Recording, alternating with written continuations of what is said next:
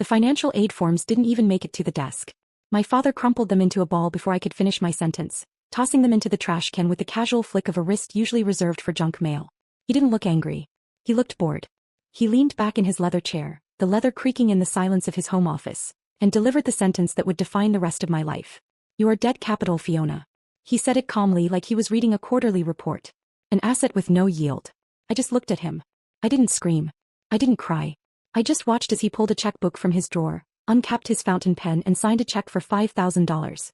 Not for my tuition. For a security deposit on a luxury apartment for my twin sister, Bianca. "She needs a proper environment to thrive," he added, sliding the check across the mahogany desk toward an empty chair, as if my presence didn't even warrant a direct handoff. "You on the other hand are a write-off. Figure it out yourself." Before I tell you how a bad investment became his worst nightmare, drop a comment below. Where are you watching from, and have you ever been underestimated by your own family? I didn't slam the door. Slams are for people who want attention, for people who still hope that a loud noise might wake someone up. I closed the heavy oak door with a click so soft it sounded like an intake of breath. I didn't look back at my father. I didn't look at the check he had just signed for Bianca. I walked straight up the stairs to my bedroom, the room that had always been the smallest in the house, the room that felt less like a sanctuary and more like a storage unit for a spare child. Most people in my position would have packed a suitcase. They would have grabbed clothes, photos, maybe a childhood teddy bear, artifacts of a life they were leaving behind. I didn't touch my clothes. I went straight to the vent under my desk. I pulled it loose and slid out the waterproof, fireproof box I had taped to the ductwork 3 years ago. Inside wasn't a diary. It was 2 high-capacity external hard drives and an encrypted laptop that my father didn't know existed. You see, Robert thought he was evicting a 22-year-old student with no resources and a useless degree. He thought he was cutting off a dependent. He forgot that for the last 4 years, while Bianca was learning how to pose for Instagram, I was learning how to dismantle corporate veils. My name is Fiona, and I am not just a college graduate. I am a certified forensic financial analyst. I don't read books. I read the white space between numbers where men like my father hide their sins. I sat on the floor, the carpet rough against my legs, and flipped open the laptop. I didn't cry. Crying blurs your vision, and I needed to see everything clearly. I connected to the house network one last time. My father's home office server was protected by a firewall that cost more than my entire 4-year tuition would have. It was supposed to be impenetrable. But arrogance always leaves a backdoor. He used the same password for his secure server that he used for his country club login. One keystroke and the screen flashed from red to green. I wasn't looking for tuition money anymore. That was small thinking. That was the mindset of a beggar. I was looking for leverage. I initiated a mirror copy of his entire financial history. Every tax filing, every offshore transfer, every consulting fee that didn't match a project invoice. The progress bar on my screen crawled forward. 10%, 20%. It was the only heartbeat I could feel. Downstairs, I heard the clink of champagne glasses. They were toasting. Celebrating Bianca's new apartment. Celebrating the shedding of the dead weight. They were laughing. I let them laugh. Laughter is distracting. It makes you sloppy. While they toasted to their freedom, I was downloading the chains that would eventually bind them. The download finished with a silent blink. I disconnected the drive, slipped it into my backpack and stood up. I left the clothes in the closet. I left the bed unmade. I left the photos on the wall. I took only the data. Walking down the stairs, I felt a strange, cold lightness in my chest. It wasn't happiness, but it was power. My father had called me dead capital. He was about to find out that dead capital doesn't just sit there. It haunts. I walked out the front door, past the luxury cars in the driveway, and stepped into the cool night air. I didn't have a plan for where I would sleep, but I had his entire digital life in my backpack. The war hadn't started when he threw those papers in the trash. Started the moment I walked out that door. To understand why I didn't hesitate to steal my father's digital life, you have to understand that this wasn't just about tuition. Tuition was just the final invoice in a lifetime of bad accounting. The real deficit started 6 months ago in the driveway of the house I had just walked out of. It was a Tuesday morning. I was heading to my shift at the library, walking down the long, paved driveway because my father refused to let me park my rusted 10-year-old sedan next to his BMW. But that morning the driveway was blocked. A brand new pearl-white Porsche Macan sat gleaming in the sun, a red ribbon stretching across the hood like a wound. Bianca was already inside it, adjusting the rearview mirror, checking her angles for a selfie. She didn't look like a student heading to class. She looked like an influencer heading to a sponsorship deal. My father stood by the driver's side door, beaming with a pride I had never seen directed at me. He looked at that car the way an artist looks at a masterpiece. I stopped. I knew what that car cost. I knew what our family finances supposedly looked like, stretched thin, or so he always claimed when I asked for money for textbooks. Where did the money come from, Dad? I asked. I didn't shout. I just asked. He turned to me, his smile not fading, just shifting into something patronizing. It came from the estate account. Your grandmother's trust. The air left my lungs. Grandma had left that money for education. For both of us. It was supposed to be the safety net that kept us from drowning. He had liquidated it for a luxury SUV. That was for college, I said, my voice trembling. That was for our future. He laughed. It was a short, sharp sound. You need to learn the difference between an expense and an investment, Fiona. Bianca is an investment. He's going to be out there meeting people, making connections. She is the face of this family. She is a marketing asset. He looked me up and down, taking in my thrift store coat and scuffed boots. You are back in support. You are a depreciating liability. We don't paint the warehouse, Fiona. We paint the billboard. That was the moment. That was the core of my indoctrination. He didn't see us as children. He saw us as commodities. Bianca was the shiny product on the shelf, polished and displayed to attract wealth and status. I was the inventory gathering dust in the back, costing him money to store, offering no return on investment. I stood there in the driveway watching Bianca rev the engine. She didn't even look at me. She just laughed, waved at Dad, and peeled out of the driveway, the tires screeching against the asphalt. My father watched her go, satisfied. He turned back to the house without a word to me, leaving me to walk the 2 miles to the bus stop in the rain. He thought he was teaching me my place. He thought he was explaining why I deserved nothing. But standing at the bus stop that day watching the rain drip off the shelter roof, I realized something he missed. If I was the warehouse, if I was the back-end support, then I was also the one who knew where the bodies were buried. You don't mistreat the actuary, Dad.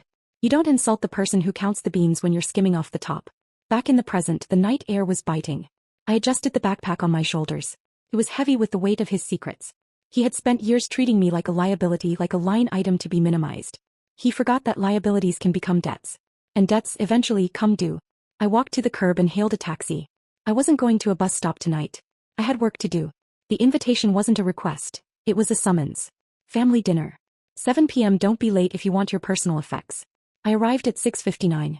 The dining room was staged like a theater set. Crystal glasses, silver cutlery, and a centerpiece of white lilies that smelled like a funeral. My mother, Susan, was already seated, nervously arranging her napkin. Bianca was there too, phone propped up against a water glass, the red live dot pulsing on her screen. She wasn't just eating dinner, she was broadcasting it. Look who decided to join the real world.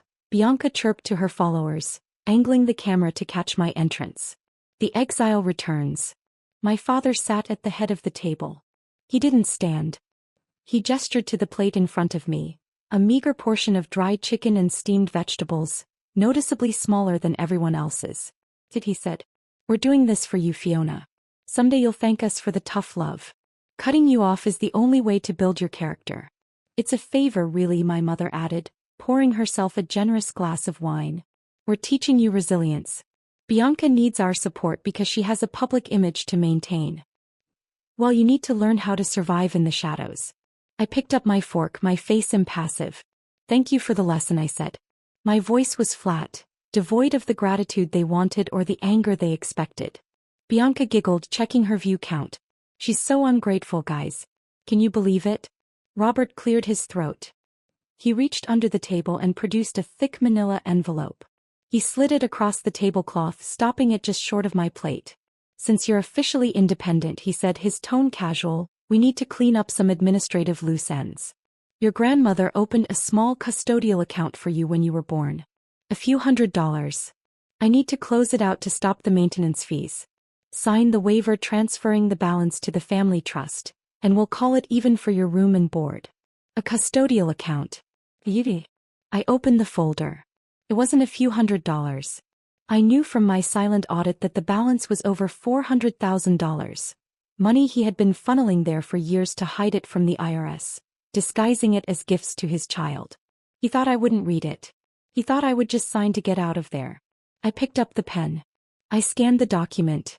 It was a standard release of custodianship. But my father, in his arrogance, had made a critical error.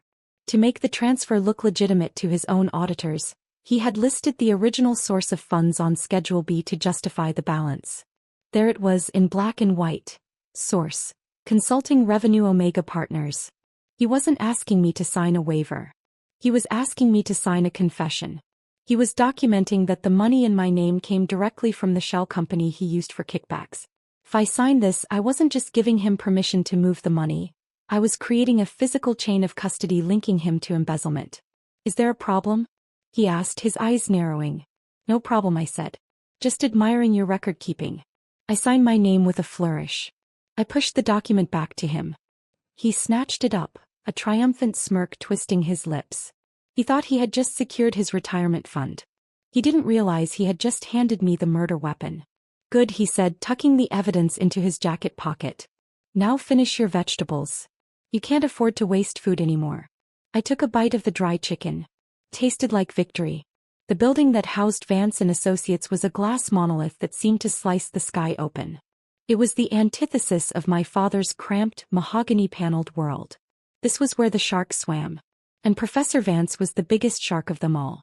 He was my father's direct corporate rival, the man tasked with auditing the very merger my father's company was trying to close. I walked into the lobby wearing the only suit I owned, a charcoal gray ensemble I'd bought for a mock trial in sophomore year. I didn't have an appointment. I didn't have a resume. I had a single manila folder and the kind of desperation that sharpens your focus to a razor's edge. The receptionist tried to stop me.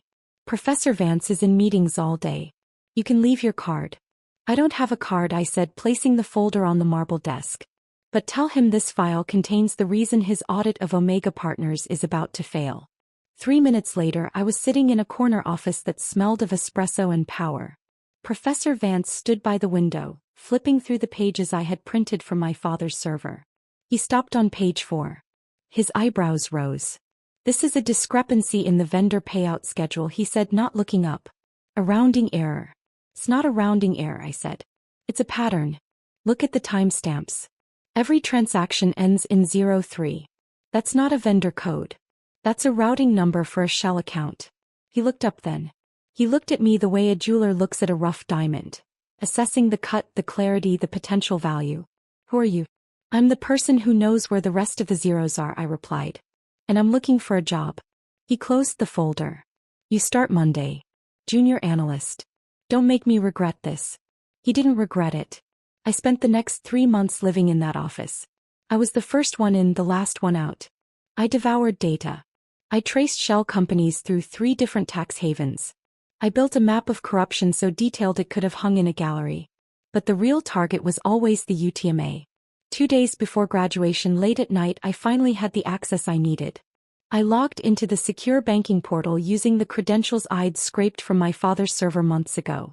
My heart hammered against my ribs. This was it. The moment of truth. I typed in the account number. I hit enter. The screen blazed red. Account closed. Panic hit, but I forced myself to think. Digging past the interface into raw logs, I found it. A pending transfer scheduled for tomorrow. He hadn't stolen the money yet. It was sitting in escrow, still legally tied to my UTMA. And at midnight on my 21st birthday, it became mine. At 12 a.m., I filed a reclamation claim and redirected $450,000 into a private trust. Game over. The next morning, I walked across the graduation stage as valedictorian, locking eyes with the man who once called me dead capital. While the crowd applauded, he understood I wasn't just his daughter anymore. I was the auditor coming for him. Outside, he grabbed my arm and demanded the scholarship money, claiming I owed him for raising me. I showed him the emptied UTMA account, the same one he'd used as a secret slush fund. The custodianship expired at midnight. Legally, every cent was mine. If he challenged me, he'd have to explain those kickbacks to the IRS. Sirens wailed in the distance. His empire was collapsing in real time. He thought he was hiding dirty cash in a trash can.